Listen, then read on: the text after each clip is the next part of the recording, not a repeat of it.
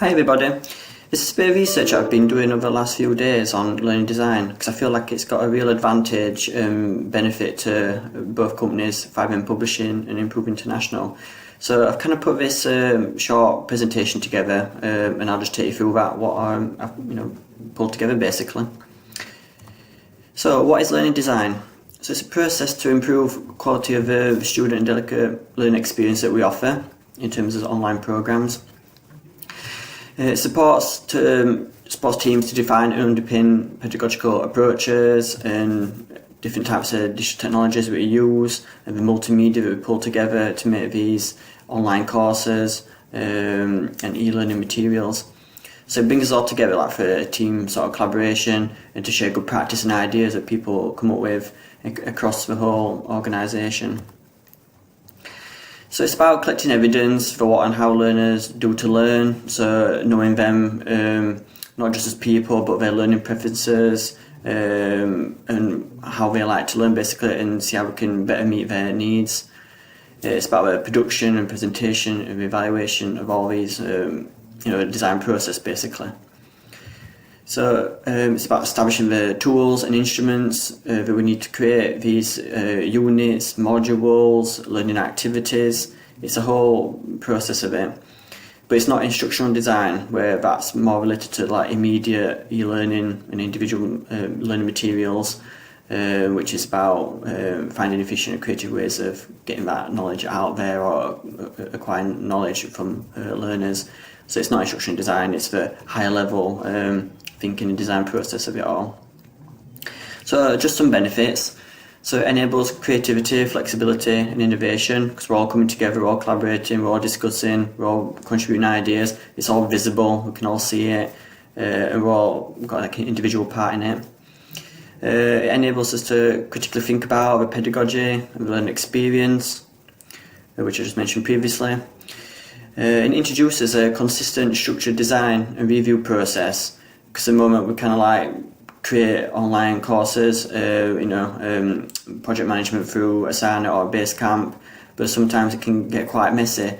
So, which is a good thing in some ways, but having a consistent approach to it is a better way and a more easier approach for everyone involved.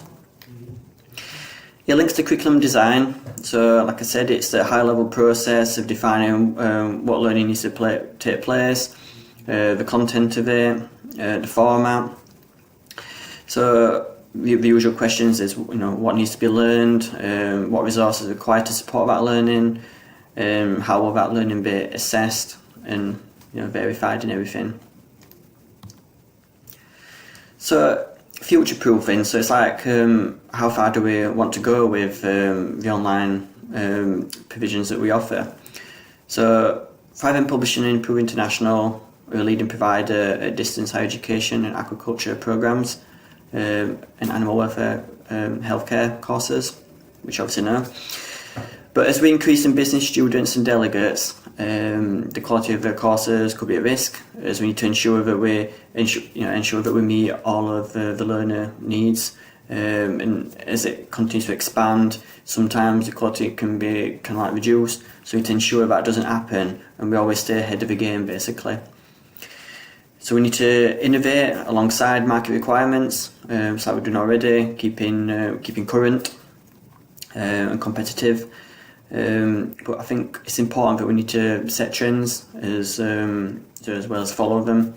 So being a league of his own basically. So learning design is crucial in supporting and developing the pedagogical quality of the learning experience of our online courses. So starting with a vision, I think it's important to know what kind of makes us basically, and there will be more of these characteristics, if you like, or values, but this is what I've kind of come up with myself on what I know. So these are the values, so accessible, supportive, interactive, purposeful, practical, current and competitive. So if we can turn these into characteristics as what we want to be present in our courses, I think that's a good starting point.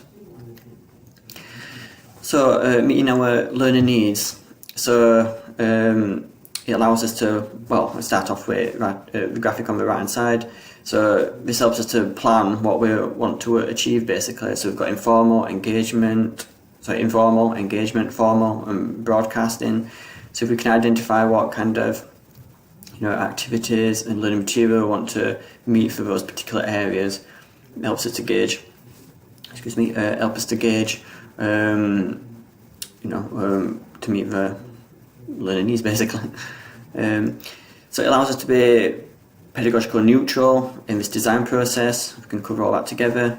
It supports us a mixed approaches, and the approaches we've got is higher education, adult education, distance learning and workplace learning, and there'll be quite a few more than those, but grouped together that's what it kind of is, and that's the kind of learners that we've got attending our courses, and those are the learning teaching styles that we need to meet. So again, on the graphic on the right side, how we can apply those, how do we ensure that we meet all those preferences, but getting this content out in the right way. You might have heard about learning analytics and using that, and learning design is kind of built upon that as well. It's always using that. So it's about data is used to improve future modules. So again, what do we know about the learners, what preferences?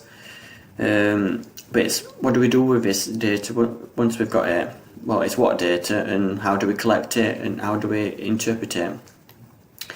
And how does that relate to the learning experience and online courses? So what do we do with it basically?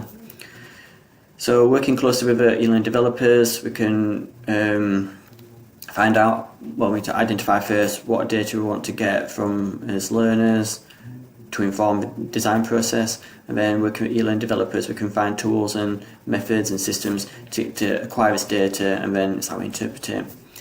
But just some suggestions to understand our learners, kind of like the market area as well, is preferences to learning, identify elements of the learning experience and design that learners like, and all those that are the most effective.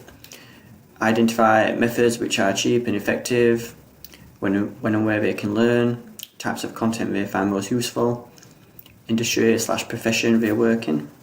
So all of that contributes towards learning analytics as such. So just some examples of data we can collect. I'll not read them all out, I'll let you have a look at those. Just pause the video so you can look at them all. So yeah, that's the kind of things we can be looking at. So it's interesting, obviously, with millennial learners, and I know that most of us learners are not always going to be a millennial, but it just shows you 4 minutes to spend on watching a video. I do realise that we've got lectures and very important lectures, and obviously we need to be fully engaged in for a full hour or so. But it's just different ways we can be putting content out there, or different ways we can be designing courses to engage others or meet other people's needs and things.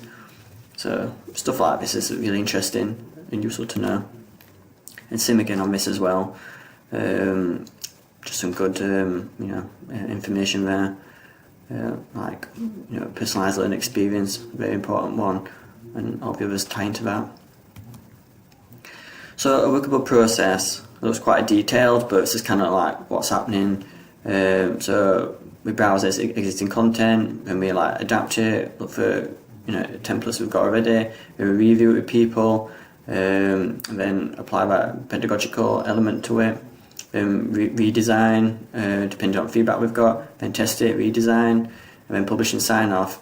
Then the outside, we've got the content storyboarding, the planning structure, then the development and feedback through Asana or Basecamp, and then testing and redesign, and delivery on Moodle.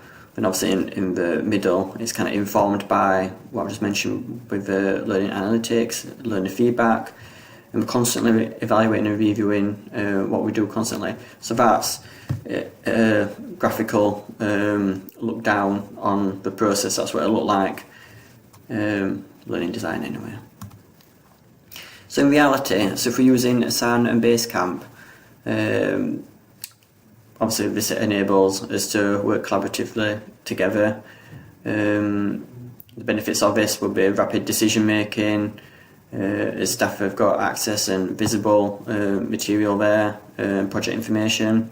It's cost effective, there's a quicker result, decision making and quality learning experiences. It falls in line with agile project management, working more closely, iterative approach.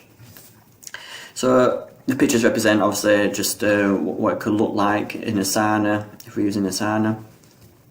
So we've got all the modules laid out there and the content, and then within each one of those tabs we've got a checklist that I've come up with. So that gets us to think about what's present, what needs to be present in an online course, but just ensures that quality and things get done to standard and remain a high standard. That's an important thing. But all of this is adaptable and you can modify it, but that's the whole point. It's all online, we can all work together and contribute to this, but it's to draw out that learning teaching assessment. That's the main point. It's all there, it's laid out, and then, like I said, with the quality checklist, ensuring that we're meeting all those essential requirements that all contribute to the learner experience. So leading and managing learning design, so an experienced learning technologist like myself, but other people in the eLearning development team that we can use and adapt to this Carpe Diem model, the 5-stage model, and the activities. It's all good online learning and teaching sort of methodologies which are really useful, so we can take those, adapt them to a commercial setting. And it's all about coordinating and advising project team, so e-learning development team, and framing and focusing that collaboration, discussion and decision making. So it's a lot more tied to and more time efficient and effective of putting learning together. And they're just some references. So if there's any questions, you can comment below or email me, and I'm happy to answer them. Thank you for watching.